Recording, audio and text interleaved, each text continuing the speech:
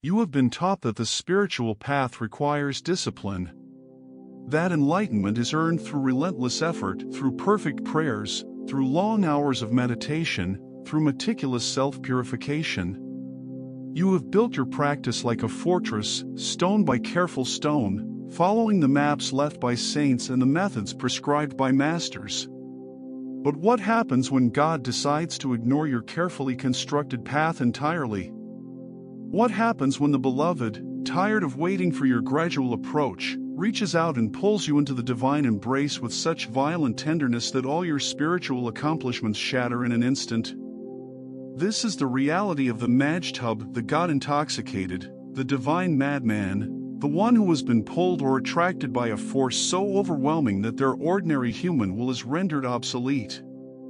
This is not a path one chooses. It is a destiny that chooses you, hijacking your spiritual journey and setting you on a course so radical that it defies all conventional understanding of salvation. The Majdhub represents one of the most mysterious and controversial archetypes in Sufism. While most seekers walk the path of suluk, the gradual, methodical journey of spiritual wayfaring, the Majdhub is taken by Jadhba, divine attraction.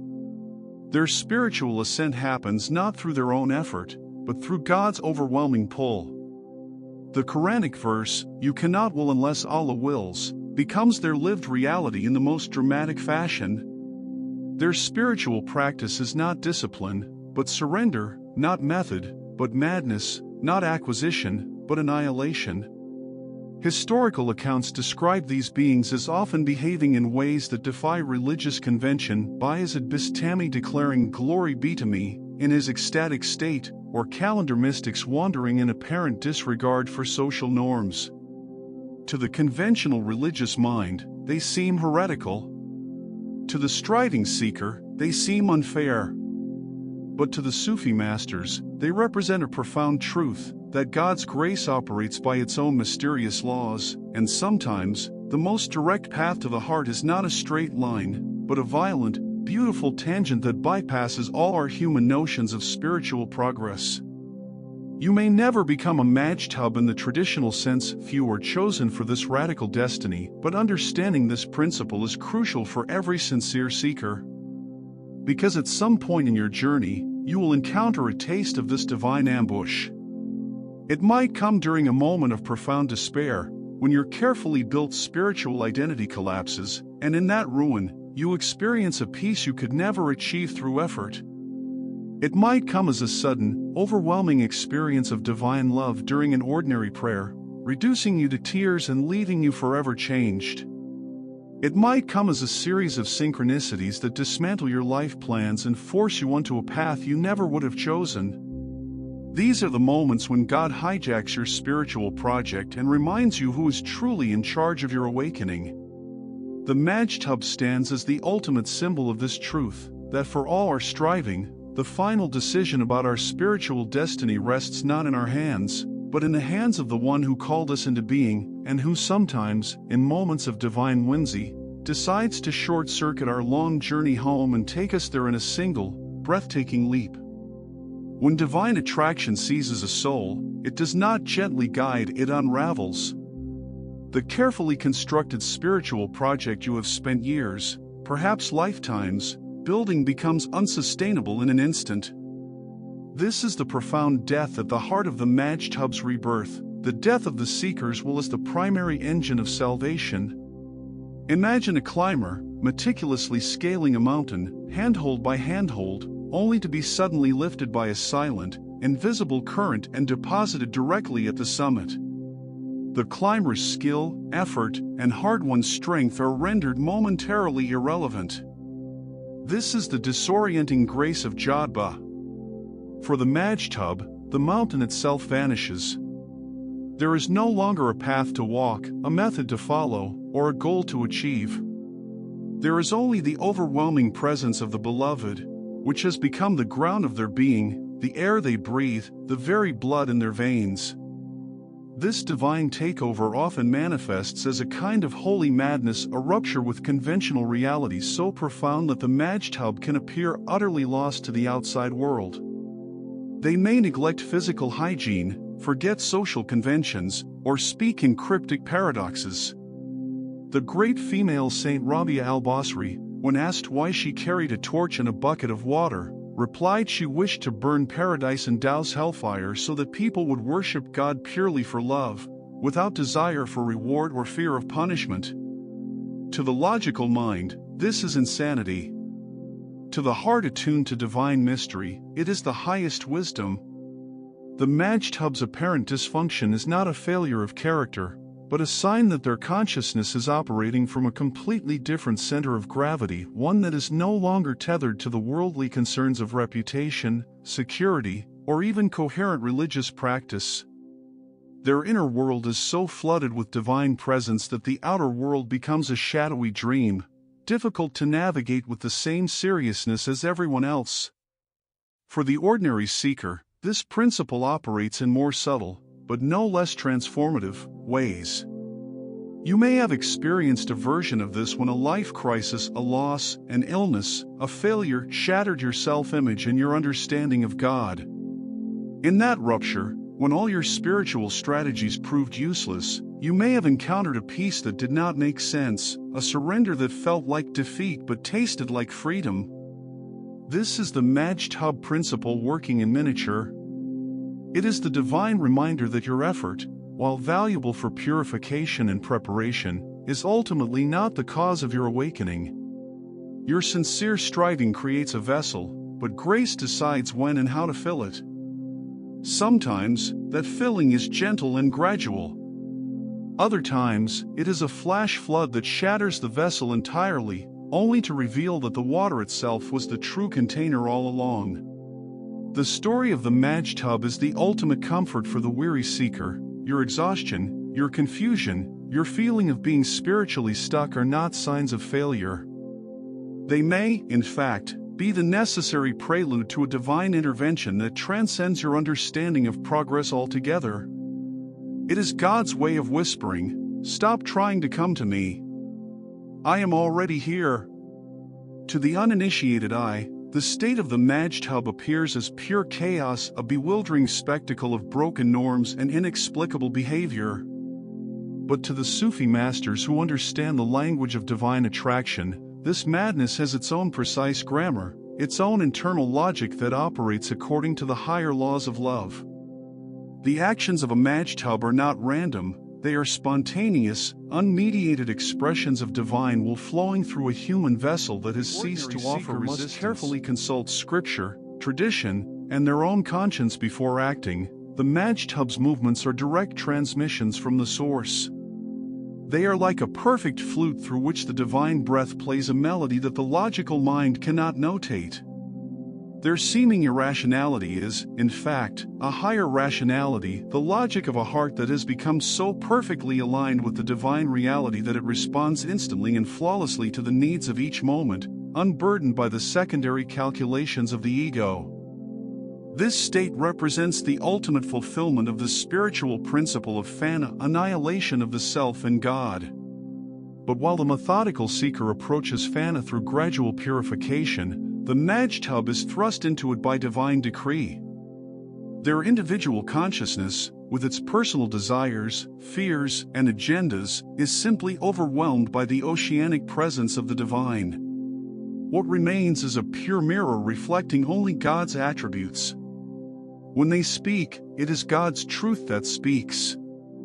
When they act, it is God's compassion that acts. When they remain silent, it is God's mystery that rests in that silence.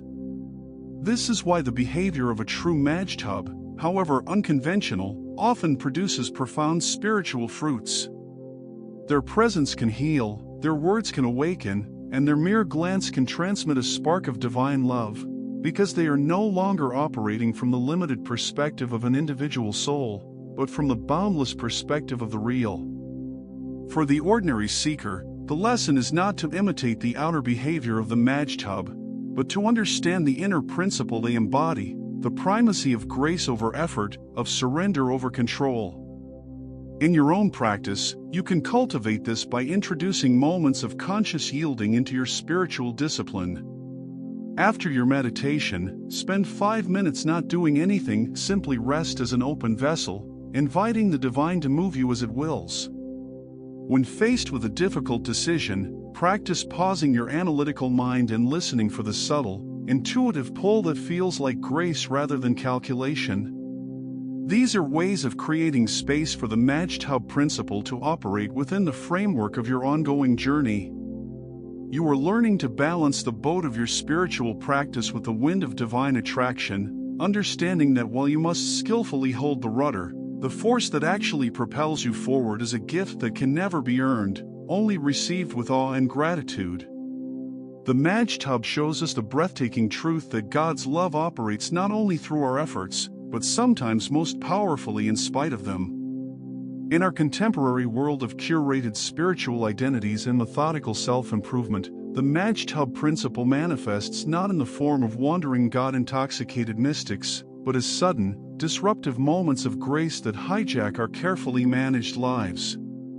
These are the instances when life itself becomes the Majdhub force, when a sudden loss, an unexpected diagnosis, a career collapse, or a profound encounter shatters the spiritual narrative we've been diligently constructing. You may have experienced this as the breakup that dismantled your identity as a partner, the job loss that destroyed your professional self-image, or the illness that humbled your belief in bodily control. In these ruptures, when all your spiritual techniques and psychological frameworks fail, something else often emerges: a raw, unmediated presence that feels more real than all your previous seeking.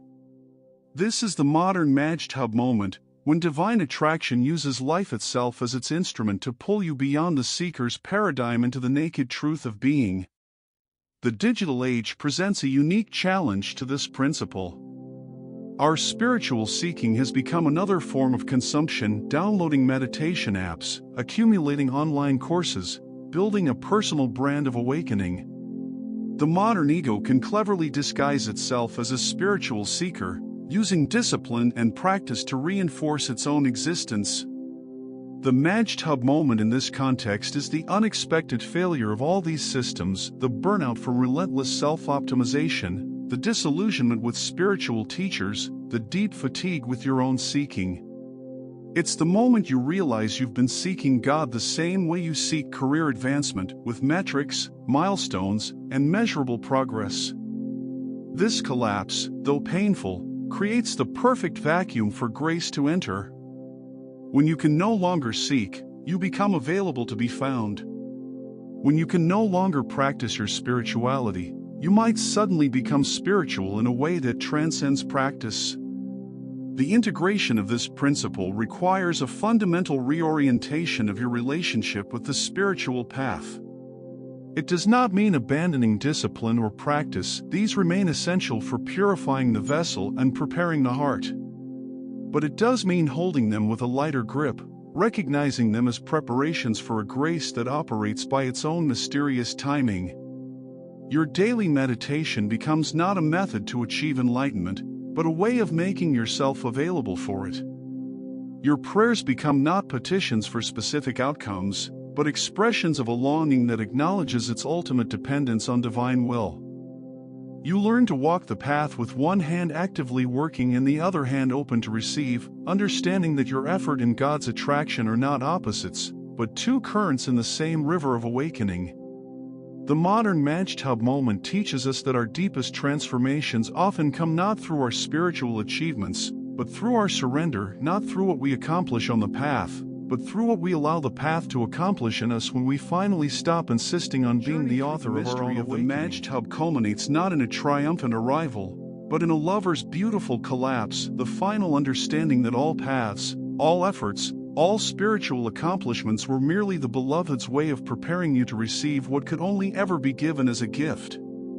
The Majdhub stands as the eternal witness to this truth, that God's attraction is the only real force in the universe, and our entire spiritual journey is simply our gradual, often reluctant, surrender to this fundamental reality. You began seeking control, then sought to control your seeking, and now discover that the seeker was always the one being sought. The mountain you have been climbing was, in truth, the beloved's outstretched hand, and the summit was never a destination, but the moment you realized you had been held all along. In this final surrender, The distinction between the path of disciplined practice, suluk, and the path of divine attraction, Jadhba, dissolves. You understand that your efforts were never separate from God's grace, they were themselves expressions of that grace, preparing the vessel. The discipline was the beloved's way of making you thirsty, the attraction was the beloved's way of offering the water. The seeker and the Majdhub are not two different souls, but two moments in the same love story, the moment of longing and the moment of union, the question and the answer, the wave and the ocean. Your spiritual practice now becomes a dance between these two poles. You continue your disciplines not to achieve anything, but because they have become love letters to the beloved, expressions of gratitude for the attraction that is already carrying you home. This understanding brings a profound and lasting peace to the spiritual heart. The anxiety of not doing enough, not progressing fast enough, not being holy enough, all these burdens dissolve when you realize that your spiritual life is not your project, but God's romance with your soul. You can rest in the certainty that the same force that orchestrates the galaxies and paints the sunrise is actively, passionately working for your awakening. Your only real task is to remove whatever prevents you from feeling this divine pull in every moment. The Majdhub's secret is that they have simply stopped resisting, they have become so empty, so transparent, that God's will flows through them as effortlessly as light through a clear window pane. Walk forward from this understanding with a lighter heart. Do not envy the Majdhub's dramatic destiny, instead, recognize the same divine attraction working in the subtle currents of your own life, in the synchronicities that guide you, in the intuitions that whisper to you, in the love that unexpectedly heals you, and in the sufferings that ultimately transform you. Your entire life is already being lived within the magnetic field of divine attraction. You need only to recognize it, to surrender to it, to allow it to pull you where it will. The final secret of the Majdhub is that there is no path to God because God is the path, and every step you take, whether in effort or in surrender, is already happening within the beloved's eternal embrace. The journey is over because there was never anywhere to go. The seeker has vanished because there was never anyone separate to seek.